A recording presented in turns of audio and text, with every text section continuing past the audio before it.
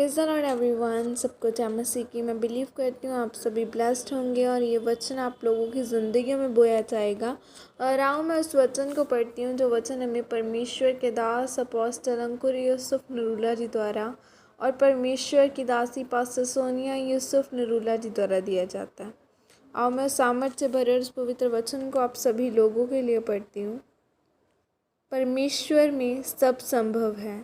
जैसे कि पवित्र बाइबल न्यायों 7:13 में लिखा है, जब गिदोन वहाँ आया तब एक जन अपने किसी संगी से अपना सपन यूँ कह रहा था कि सुन, मैंने सपन में क्या देखा कि जो कि एक रोटी लुढ़कते लुढ़कते मैदान की छावनी में आई और डेरे को ऐसा टक्कर मारा कि वह गिर गया और उसको ऐसा उल्टा दिया कि डेरा गिरा पड़ा हुआ रहा। आमीन।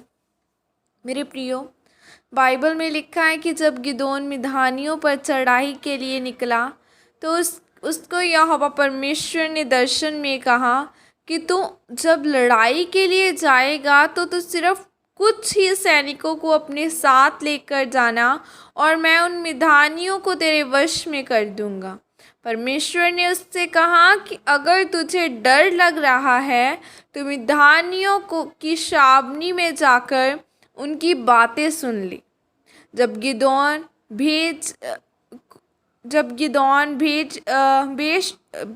अपना भेष बदल कर वहाँ गया तो उनके तंबुओं के पास गया तो दो जन आपस में बातें कर रहे थे। उनमें से एक ने कहा कि मुझे रात में एक सपना आया कि एक रोटी लुढ़कते लुढ़कते हमारे तंबुओं पर गिरी, जिससे हमारा सारा डेरा ख़त्म हो गया।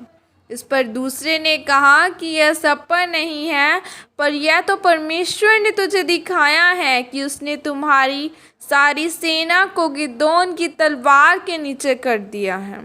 और जब गिदोन ने उनकी बातें सुनी तो उसको यह यकीन हो गया कि परमेश्वर मेरे जीवन में काम कर रहा है।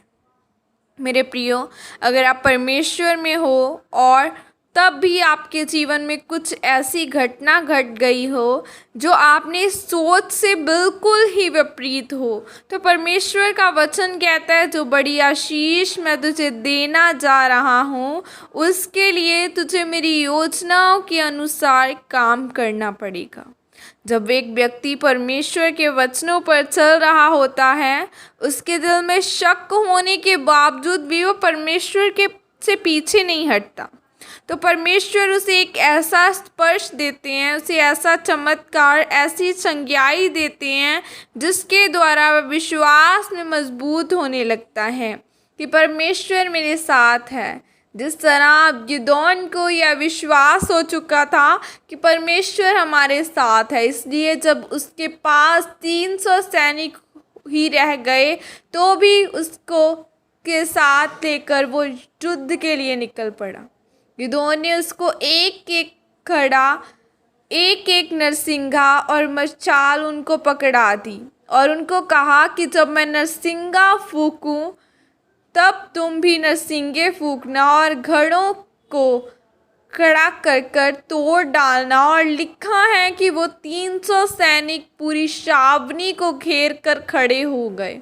जब नरसिंगे फूके गए और घड़े तोड़कर मशालें उठाई गई तो बाइबल कहती है कि मिधानी लोग इतना डर गए कि आपस में ही लड़ कर मर गए और कुछ भाग गए। इस तरह परमेश्वर ने गिदोन के द्वारा इज़राइलियों को भय मुक्त किया। परमेश्वर कहते हैं कि मैंने इज़राइलियों को इसलिए नहीं चुना कि तुम गिनती में बहुत थे। परमेश्वर कहते हैं मैंने तुम्हें तब चुना जब तुम बहुत थोड़े थे, ताकि मैं जब सारी दुनिया को तुम्हारे वंश में कर दूं तो लोग मेरी महिमा को जानने पाए और तुम लोग यह जान लो कि तुम्हारा परमेश्वर यहोवा है।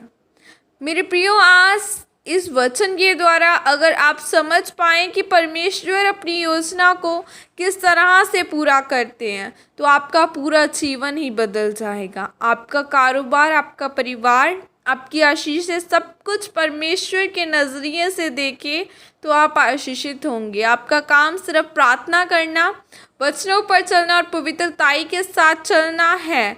बाकी सब कुछ आपके पीछे पड़कर आपको मिलेगा। आमीन। यह घोषणा प्रेरित अंकुनुला जी की तरफ से आपके लिए की गई है।